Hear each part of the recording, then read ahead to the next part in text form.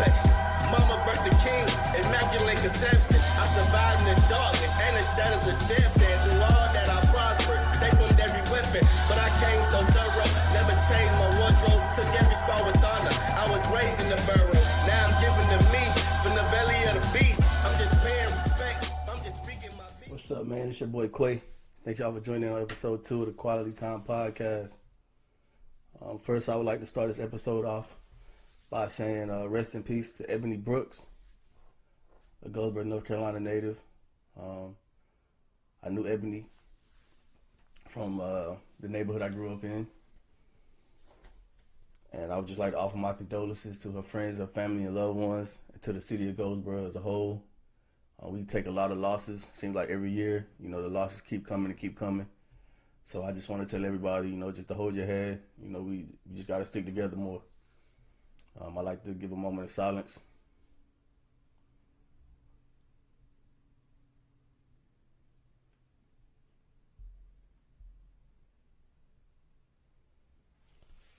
All right. I don't like to start off on, tough notes, but I wouldn't feel right if I didn't, start it that way. The topic that I want to talk about tonight is something that, unfortunately, it's something that we have to talk about, something that I wish we didn't have to talk about, in society. But it seems like it's so frequent now that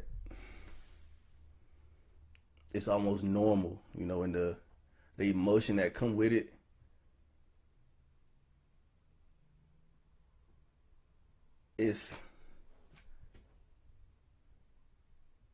I can't even really put it into words. Like, it's just normal, man. It's normal. Like, the stuff that you see, the stuff that you hear, the stuff that you experience growing up, especially, from the perspective of a black male in America.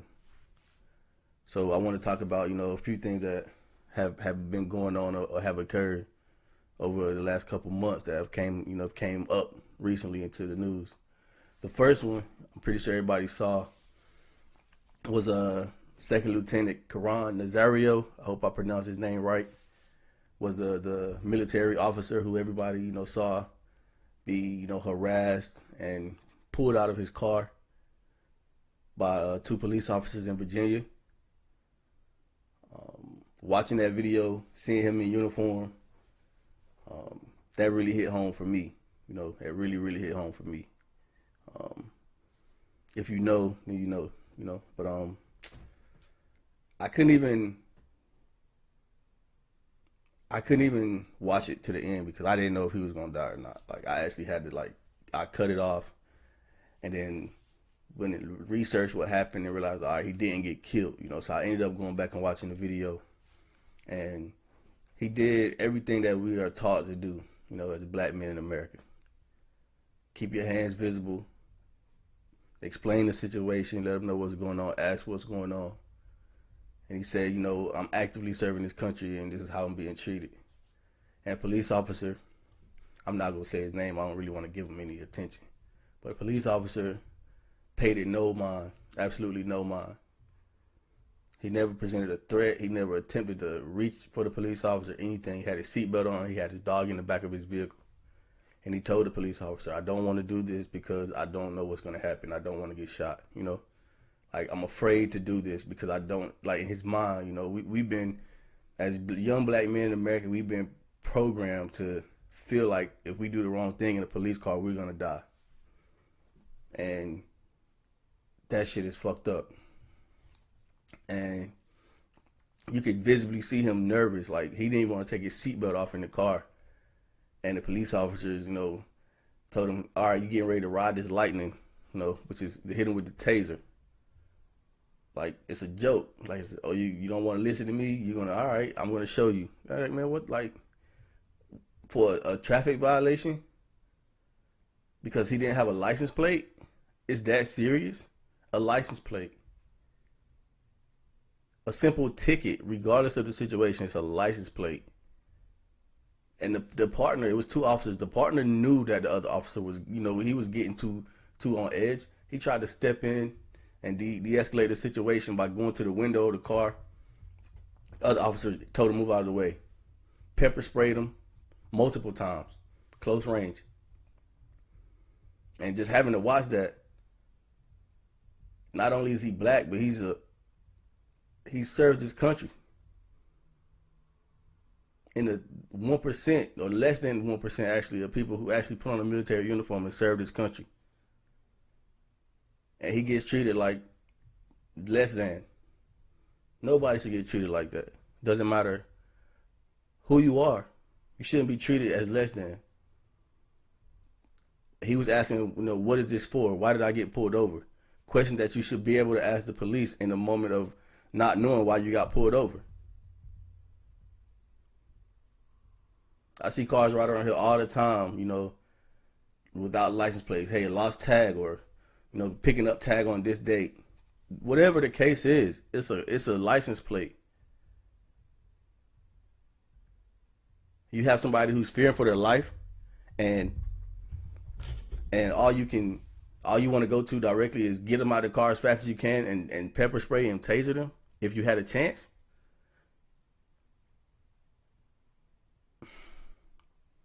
I don't understand it. And I know every time something happens, it's like the cycle repeats itself. And that's what it feels like, because at that moment, you're in a lose-lose situation. You react in fear, and they act even harsher. You react in struggle and, trying to resist, and you're liable to die. I don't get it. Like, what's the right answer? They tell you to comply, you still get killed. They tell you don't move, you still get killed. Show your hands, you still get killed. Thank God he didn't get killed. Thank God there was somebody recording it. Or the body cam was on,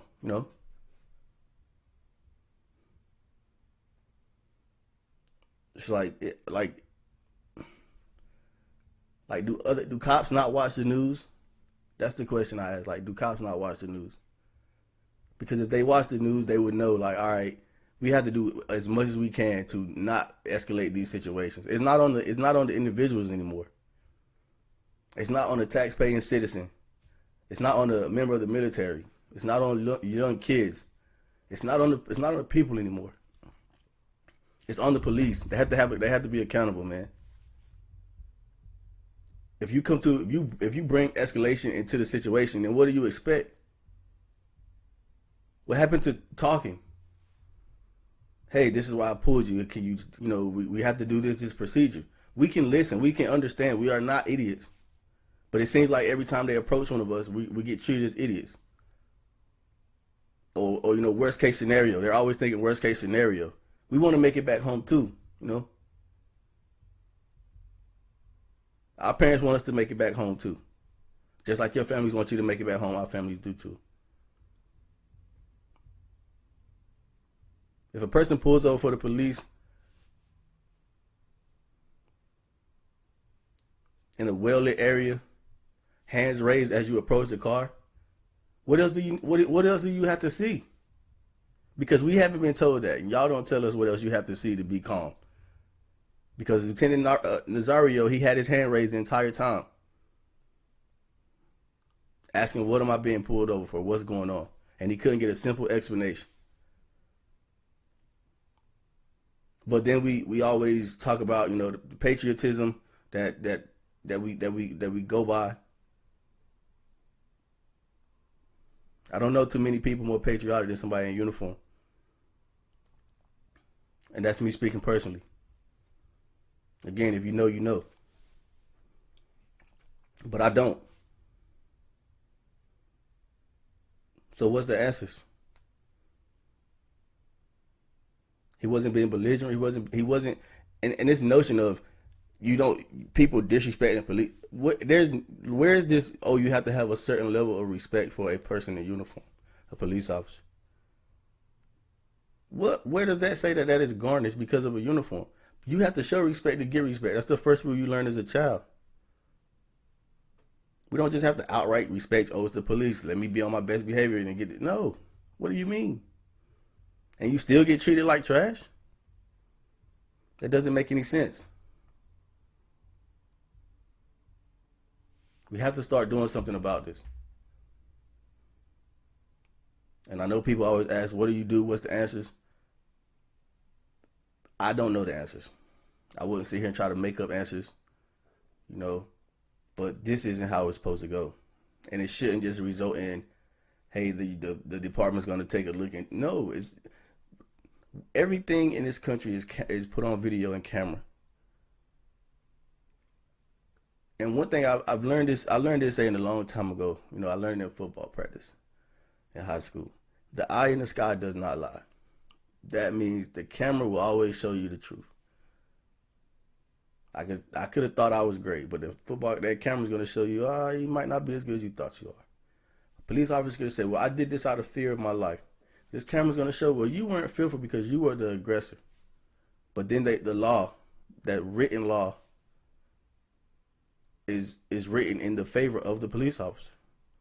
People can argue it, they can debate it, but it is. We've seen too many times, too many situations where innocent black people have been murdered. Not wrongfully killed, murdered at the hands of police officers, and just get slaps on the wrist.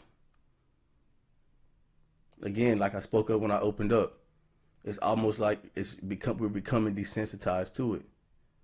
That's why I choose not to watch these videos anymore. Because every time I see the videos, I still get as angry as if it was the first time I seen something like this. Every time. And I don't want to just write off police officers, because we need police officers. That's the one thing. When black people get mistreated or killed by police officers and we speak out in outrage, the first thing the police officers say is, well, what if we don't protect you? That's the response of a police officer fucking up and not being held accountable. It's saying, well, what if we just don't protect you guys? What then? Like, we need you. You need us more than we need you. That is the stupidest shit ever. It doesn't make sense. But there's a right and a wrong way to do your job. In any job, in any form.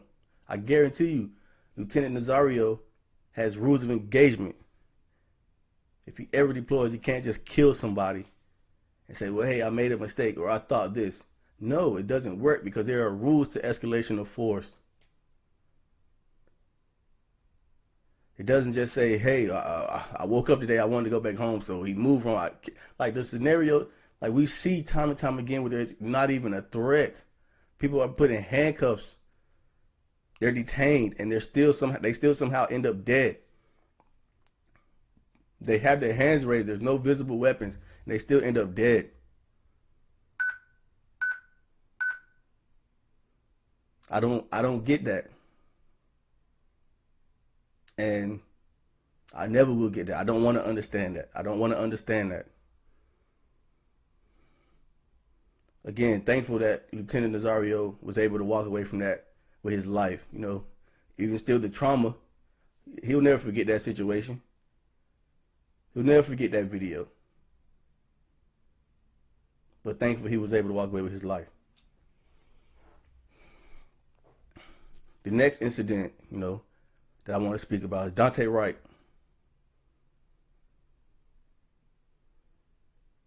He was 20 years old. He was murdered by Officer Kim Potter. 20 years old.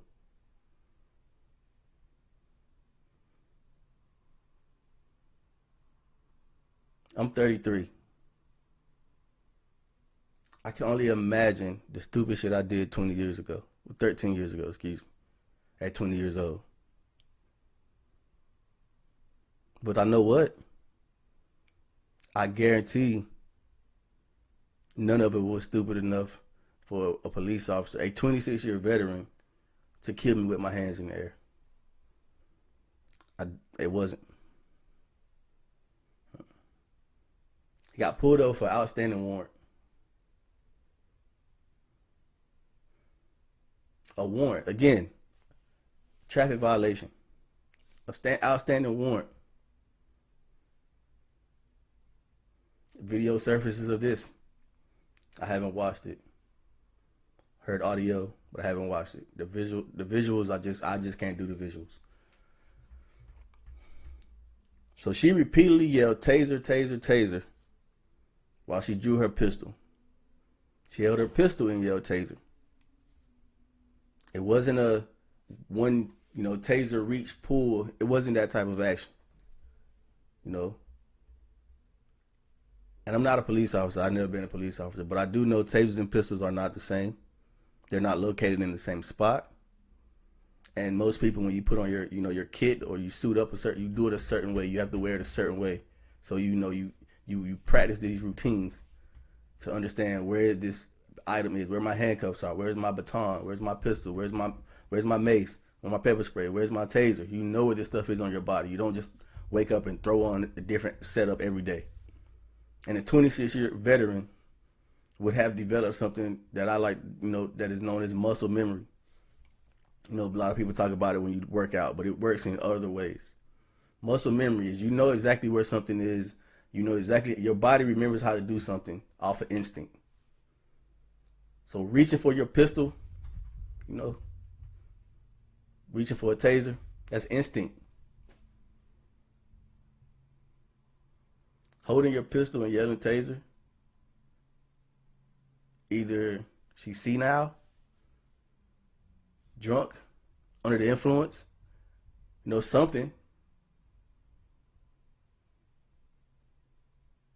But it's not protocol. It's not protocol. And it's also, the funny thing about this one is it happened in Minnesota. 14 miles from where George Floyd was murdered. 14 miles. Most places 14 miles, if you're in that type of a radius, you're familiar with what goes on in that area. So even at this point in time, where tomorrow or today, when this airs, the case will be getting, the defense and prosecution will be giving their closing arguments. Even for all this to be going on, this high profile case, which I'll speak on in a little, with this going on, you still kill someone for an outstanding warrant who didn't present a threat. You chose to do that. That was a deliberate decision. It wasn't a mistake. It wasn't. We're not allowed to make mistakes. Police should not be allowed to make mistakes.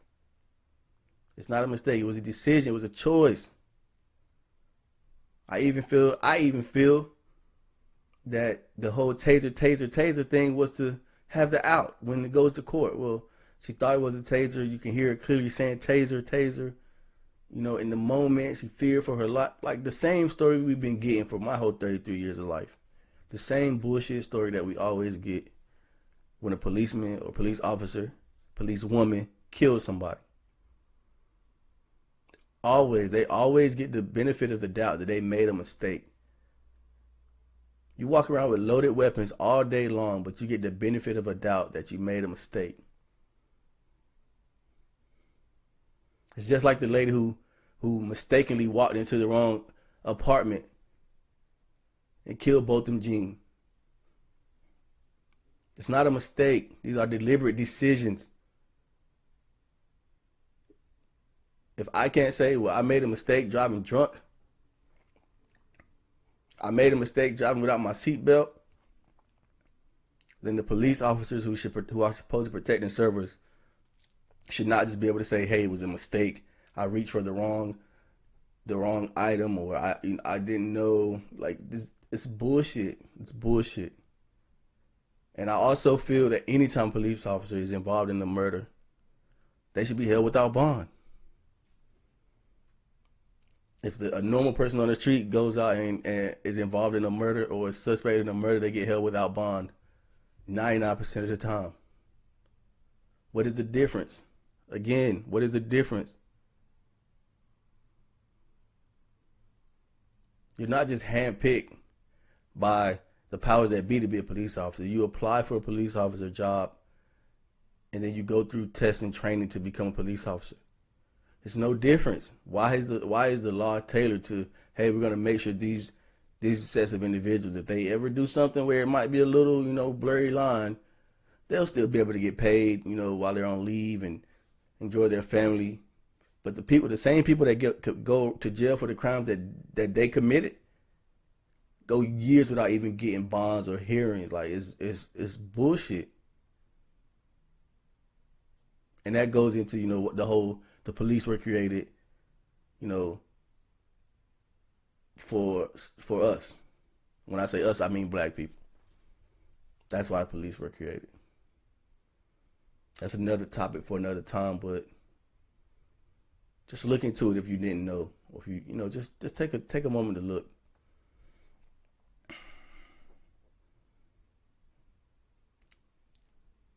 Daunte Wright was a father, a son, nephew, loved one, and an outstanding warrant. Is the reason he won't be able to see his son grow up. Nah, man. And then all we ask is justice, and it seems like we don't get it. We want the same fair treatment, but we don't get it. And again, the moment there's outrage and we get protests, it's always given the negative connotation of they're rioting, they're looting, they're destroying.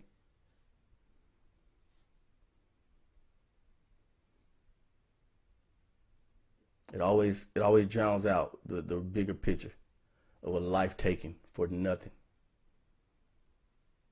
And there's nothing bigger than that to me. And you can take that for what it is, but it's nothing bigger than a life taken for nothing. A senseless crime. The same way they would label it is, if I did it, that's what it is, a senseless crime. But if I knew, there was a chance I had a get out of jail free card, then maybe my thought process would be different too. But I don't have that. And nobody should have that. The police protect and serve. I think a lot of times those two words they may be stricken from the record. I don't know. But protecting and serving, to my knowledge, doesn't mean take away a life. It means I'm going to do everything I can to make sure this situation is handled and we both get home tonight. I'm going to protect you, but I'm going to serve you, and I'm going to serve my city or my town. Simple.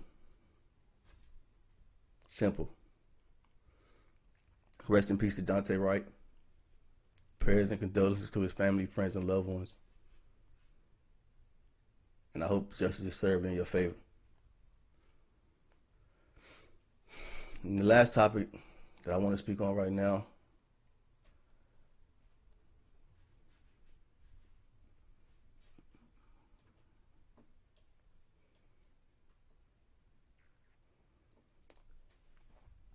last month in Chicago, Adam Toledo, a 13-year-old child, 13 years old. The ages are just baffling. It fucks with your mind. It fucks with, again, when I was 13, 20 years ago, I know I was being a kid. I was doing stupid shit, getting in trouble. But I never did anything that I felt should cost me my life if I had interaction with the police.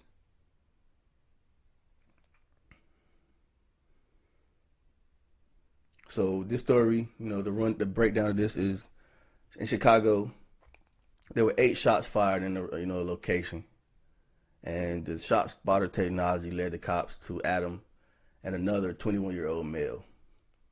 They both fled on foot and they got chased. They split up.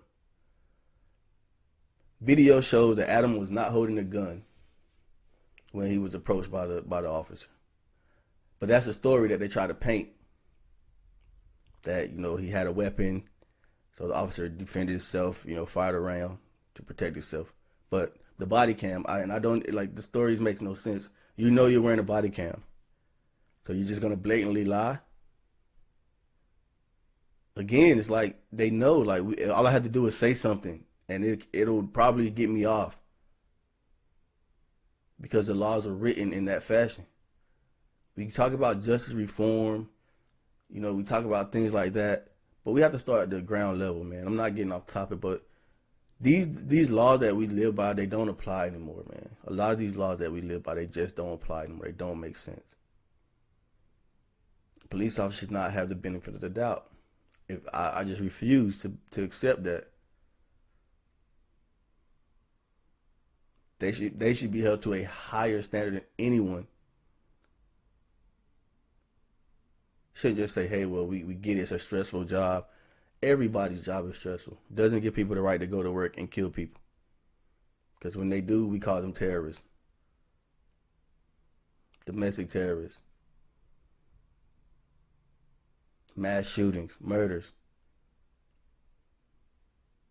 We don't call them accidents or hard days or, stressful situations. No, it doesn't matter. If the level of stress too high, seek therapy. Go to therapy after work. Quit. Go do a very less stressful job. Quit.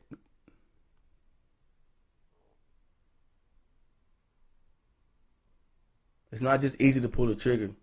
I don't care how long you've been a cop. It's not. But it seems like they are with these stories that I'm reading about. Just let it go and figure out, we'll see how it goes. Our lives seem to not matter more and more each day. And like I said in episode 1, I got a 3-year-old son, man. Almost all of my friends have young kids, young black boys, young black daughters. And all we want to do is know that we can raise our kids up in a safe situation. We bust our asses to go to work and deal with the stress from our jobs to make sure we can put our kids in better situations than we had.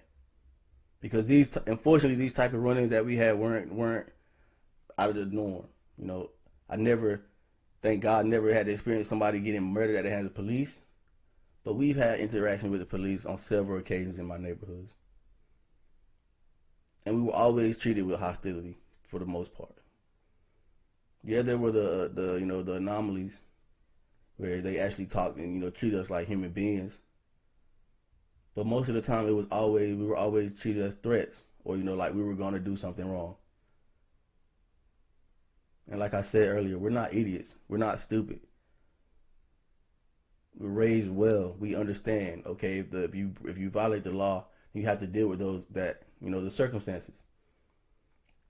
But you shouldn't have to put your life should not be the answer to that circumstance in any situation at the hands of someone who is not. They're not the ones to determine your guilt. Police officers don't determine guilt. They just suspect cause. But the moment you kill somebody, you've determined their guilt. You killed them.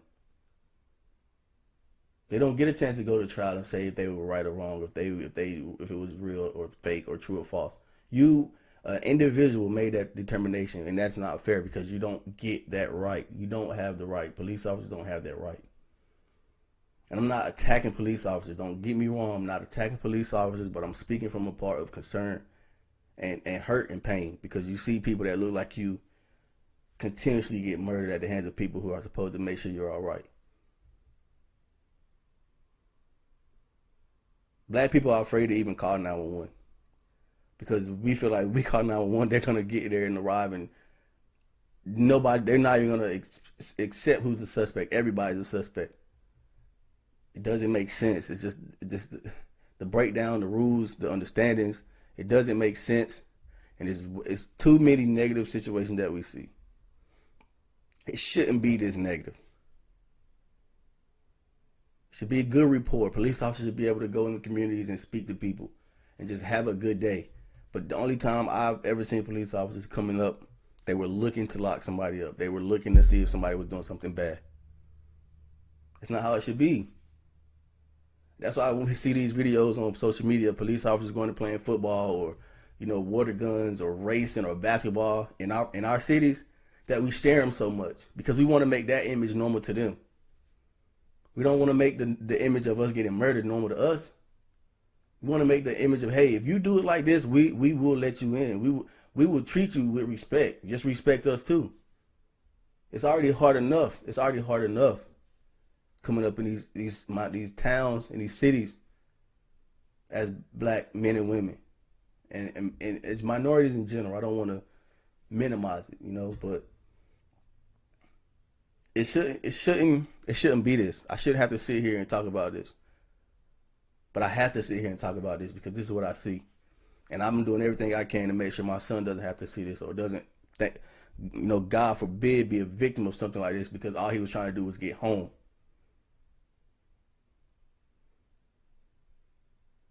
Nobody's bad enough where they shouldn't be able to go home, and that's just how I feel about it. People make mistakes, people do, but a police officer is supposed to understand in any situation. You're supposed to be the calmest. You're supposed to be the calmest. I know soldiers who've been to Afghanistan, riding through the mountains of Afghanistan, Taliban, everywhere, and they still had to abide by rules of engagement at all times.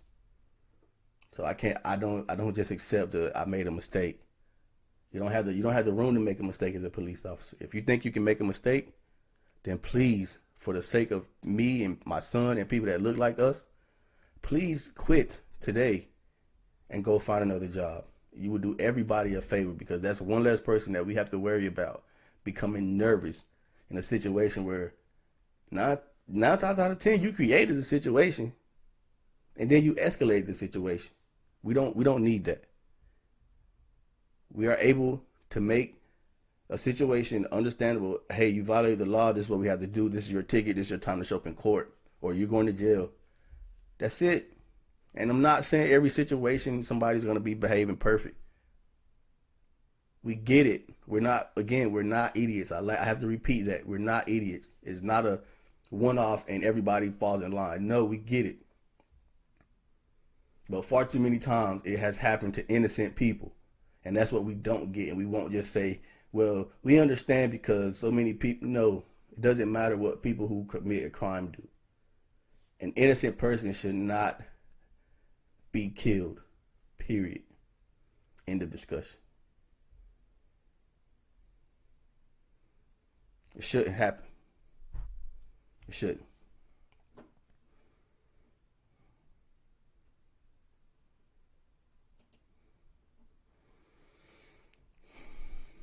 Prayers to Adam Toledo, his family, and his loved ones. I pray that justice is found in your behalf.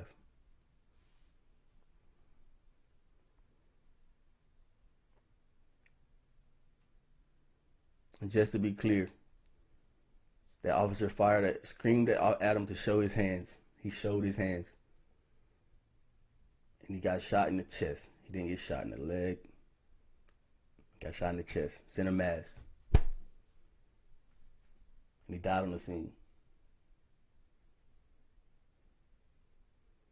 Why are police officers taught to take a subject down? Just shoot him in the chest, head, kill him. It doesn't make sense. The rules don't make sense.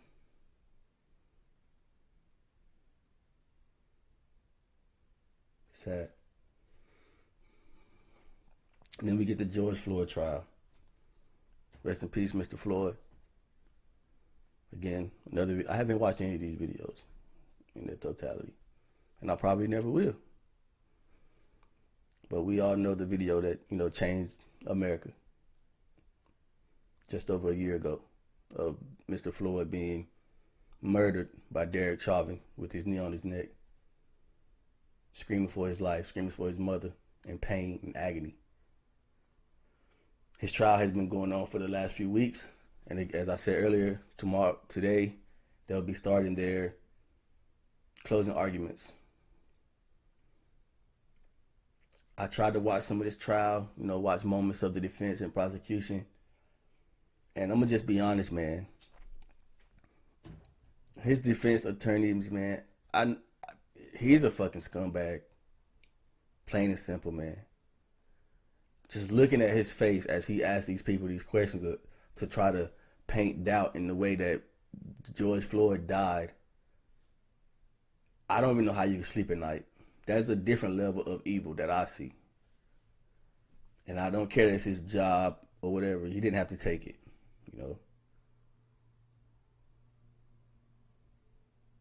asking people like, were there drugs in his system, carbon monoxide? Like, dude, there's a fucking video of this man being killed with a full body weight of a person, knee on his neck, and 2 other people on his legs, holding him down. Even if it was the carbon monoxide from the car that he was by, they put him on the ground. He didn't put himself on the ground. He didn't just say, I'm just gonna lay right here. No. All these little key phrases to try to throw in doubt of, so if this happened, this possibly could have. These type of things, man. It's like, what the fuck? Where's the humanity that we're supposed to be based on? Because anytime we people of color have situations, we can't use those type of phrases to make shit make sense. We can't get away with that. It's all or nothing with us. But these little nuggets, and even when people get on they get up there and he asks them questions and he proves they're telling him, nah, that's not likely, or like he'll ask another question and rephrase it to have a benefit of, well, it's not 100% true, right? And the crazy part is, watching it, I can't even watch. I watched the prosecution, and they did a great job, an excellent job, trying to get justice for Mr. Floyd. But I can't even sit here and tell you that I'm confident, because I've seen so many times. We see in it, we know it, and people have told us what happened, and they still walk away. The officers get nothing. So I can't sit here and say, hey, I think he's going to go. I don't know.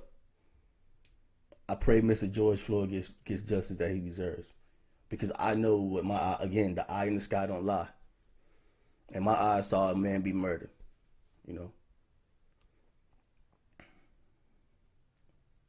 Or they saw the beginning of a man being murdered, because like I said, I couldn't watch it all. But everybody I've talked to, everybody I know, the news media, anybody with an ounce of compassion and a heart as a human being said the same thing, that he was murdered. They didn't even perform CPR on this man. Protect and serve. Protect and serve.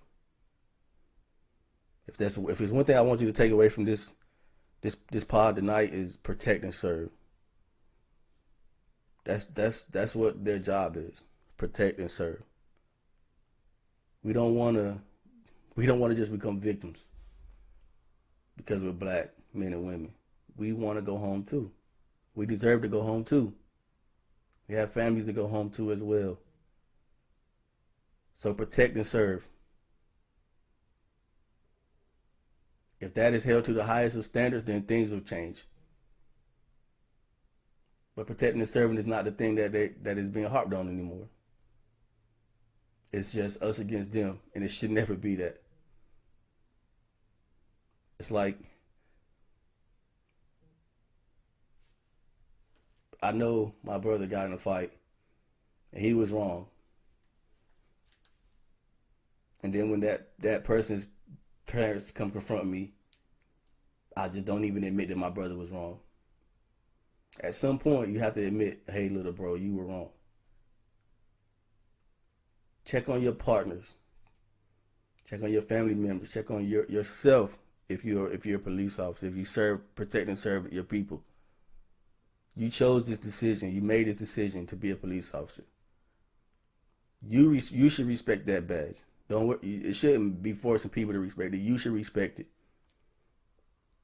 And if you're part of a culture that is shady and fucked up, fix it. Be the change in that system. We don't deserve to keep dying. Protect and serve, everybody.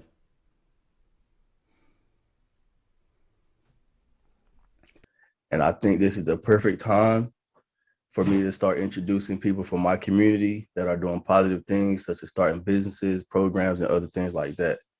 So history in the making, it's one of a kind. No work without innovation, such a beautiful mind. I never lied to the grind. I gave my all to the music. This my one shot at greatness. This my one chance to prove it. This is the perfect time segment of the Quality Time podcast. And I think this is the perfect time for me to start introducing people from my community that are doing positive things, such as starting businesses, programs, and other things like that. So the first guest that I am honored to have here is my homegirl, one of my dogs. Not somebody that I drink with a lot because she drank a lot of weird alcohol and stuff like that.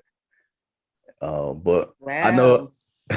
I know her as Ro, but I'll let her introduce herself to you all. She is the owner of Ecoro Creations. So without any further ado, Ro, the floor is yours. Hi, my name is Rodericka Worrell. I was born in California, but I pretty much lived in Goldsboro my whole life. I am the owner of Ecoro Creations. I've been going for about 5 years. So I do a lot of candles right now, but I want to get into like more earth-friendly home decor. But right now it's just strictly candles, wax melts, and then I have a lot more odds and ends, but mostly candles. All right, and the candles are great. I'm gonna go ahead and give this plug now. I have a candle that I was gifted for my birthday. If you all can see it, it's called the Calm. It's kind of blurry. Oh, there you go. And as you see on the side, it says "Happy Birthday, Quay." So this is a one of two candles made that have my tag on them for me. Backstory: he's been asking me for this candle for probably about 2 years now. I finally made it. Finally made it. And I also, I kept telling her I got these 2 scents that I wanted in the candle. She thought they were gonna stink, but I proved her wrong. So now we have this. It's random. Yes. But there's so many people that have smelled it and they love it. And I put it on my shelf. Actually, I got it on shelf now. So I guess he wasn't lying. Yep. So I do want to ask you a couple questions. I don't want to take up too much time. I have always been an entrepreneur. Like I taught high school and different things like that.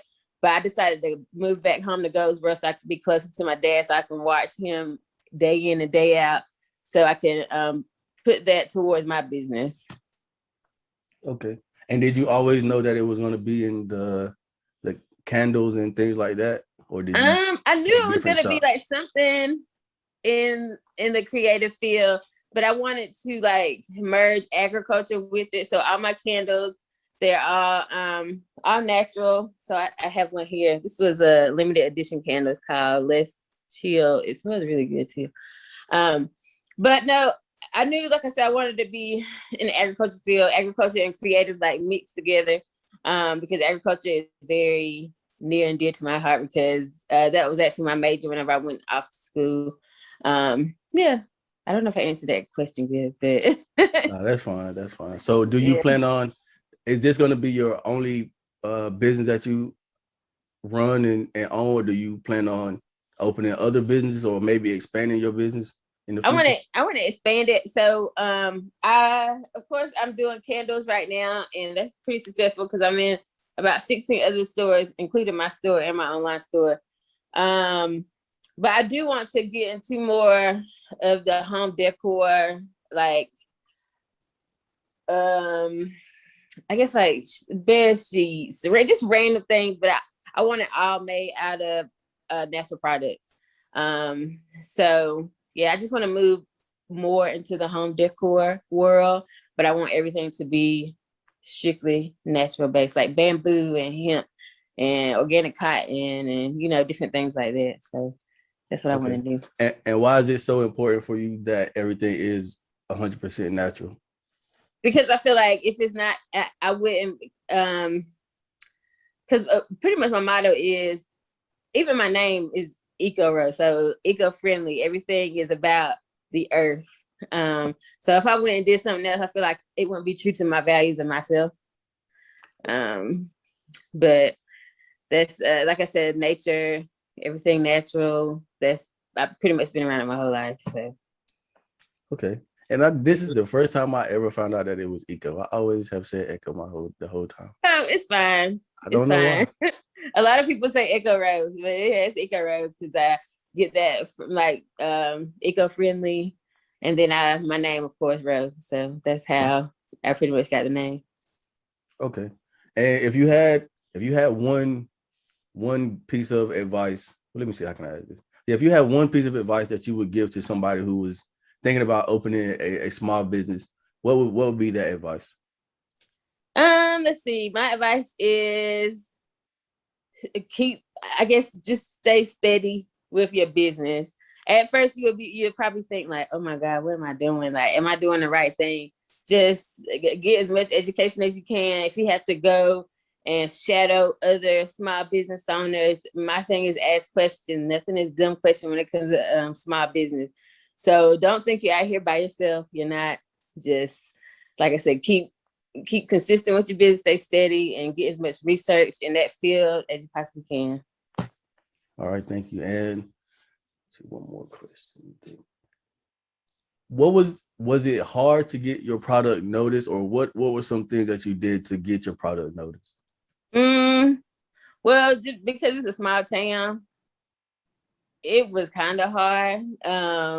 But basically, I just had to put my name out there more. I would have to go visit a lot of shops. So I would go downtown Goldsboro. I would visit shops. And then because it is a small town, everything is kind of by ear. So somebody might hear about, oh, she does candles. And then somebody else will hear, somebody else will hear. So that's how I got into stores. So it was kind of hard, but now I pretty much have a little clientele now. Like whenever I go to different events, I have people that follow me to go to events just to get candles. So yeah, it wasn't too hard because it's my town, but it is kind of hard because it's my town. It's kind of a little shaky, but nah, I'm still trying to get my name out there more because I want to be more than just Eastern North Carolina. Like I want to go all across the United States, but right now I'm just right here in the eastern portion of North Carolina. But with my online sales, that's all over, the United States. I had my first international order probably like last year around this time. But like my actual products going into stores, I'm just strictly here in Eastern North Carolina. All right, appreciate that. So before we wrap it up, tell us if you can give us a quick rundown of the process of making these great candles, because this like I told you personally, this is the first time I ever seen a candle burn like all the way down correctly. It was never most time I get a candle, it's always a big dip in the middle and the edges don't ever burn after like 2 days. But yours, the other one that I actually burn, I'm not gonna burn this one until I get my other ones from you. Wink, wink, okay. Hint, hint. But the other one that I burned, it burned like all the way down evenly and smoothly and perfect. Like, so how do you, if you can give us a quick rundown of your process? I always tell people that anything creative is trial and error. So I had to figure out there's a lot of different types of wax that you can get. I love soy wax because it burns and lasts longer than any other type of candle. And like I said, it's also very natural. You can have it in your house. It's not like you're doing second-degree smoke. Some candles, you have to look at there and see if there is any type of like made out of coconut, made out of soy. If it doesn't say what it's made out of, I wouldn't buy it. But so like I said, I got soy, and then my fragrances, most of those are plant-based fragrances that I use. So that's basically I use my wax. I get whatever fragrances that I want to mix together, and I do wood wick. So it has like a little crackle on it, and I put everything together in a jar. Now my jars are recycled material. Everything, like I said, everything that I do is pretty much natural. And that's pretty much how I make my candles. It's like it sounds, I guess it sounds kind of easy, but like I said, trial and error with candles, because at first they were not good. They were not good at all. But you kept going, you persevered, and now look. I did. I had to keep going and then like what you said, that's called tunneling. So sometimes candles they tunnel. So your first burn is the most important burn. So whenever you first burn your candle, make sure that it gets all the way to the edges, the liquid gets out to the edges, and you don't really have to worry about tunneling no more. But yeah. I think it's just yours are better than everybody else's. So all right, so we'll go ahead and wrap it. Again, these are some very, very great candles. I wish you guys could have saw the excitement on my face when I unboxed them. It was very, very good. She still has the video. Yeah. Here is again one of the labels. Oh yeah, that's my logo there. Ecoro Tree. And we have the warning and instructions on the bottom. Very, very professional, very great candle. And again, I would want to say thank you again for the birthday present. It was very, very, very, very special. That's why I'm not going to burn it. But I do want to thank you for being the first guest for the Perfect Time segment of my podcast. It was important to me to have you because one, we have a very, very dope relationship. I respect you 1,000,000% as a person, a friend, a business owner, someone I can learn something from at all times, and I can call on whenever I need to ask questions, and to highlight, a Black woman in a market that a lot of people might not know about. So that was very, very important to me. I think you do. Thanks for thinking about me. No problem. I think you do great work, and I just want to be, if a helping hand, if possible, to get this out to people that I may know, or that can just continue on and help. So I know you recently you got your storefront, you got your online, so you can't tell everybody where they can contact you at, where they can come visit you at, so they'll know. Okay. So you can follow Ecoro Creations. I am on Facebook, Instagram, TikTok, and Pinterest. Yeah, her TikTok be going crazy, y'all. She be wilding on TikTok. I love TikTok. I shouldn't have. They should have never told me about TikTok because I'm on it all the time now. But my website is www.ecorocreations.shop. And also I have a storefront. It's in LaGrange, which is just right outside of Goldsboro. It's 117 South Caswell Street, and that's LaGrange, North Carolina. Yep. There you have it, everybody. That is the Perfect Time segment.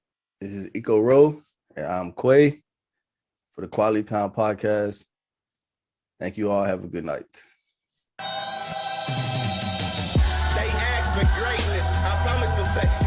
Mama birthed the king, immaculate conception. I survived in the darkness and the shadows of death.